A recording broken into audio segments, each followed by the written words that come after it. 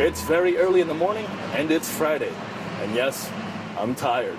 But I'm still here at the New York Stock Exchange, where U.S. stock index futures, they are continuing to point towards a higher open on Wall Street Friday. This as investors are getting geared up for the release of U.S. October non-farm payrolls figures.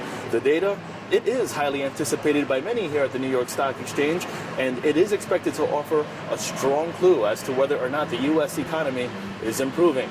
But more importantly, investors today, they will be looking for even more signs on when the U.S. Federal Reserve will likely begin winding down its $85 billion a month bond buying program.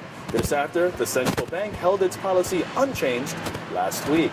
Again, economists expect the U.S. economy to have added roughly 125,000 jobs in October. This compared with 148,000 jobs in September, that of which could be one of the weakest payrolls reports of this year.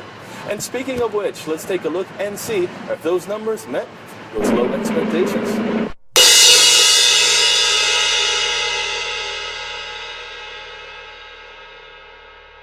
And that's right, let's also recap yesterday, just in case you forgot. On Thursday, the Dow Jones Industrial Average falling 1%. The S&P 500 took its worst hit in 10 weeks, and the Nasdaq, that fell by roughly 2%.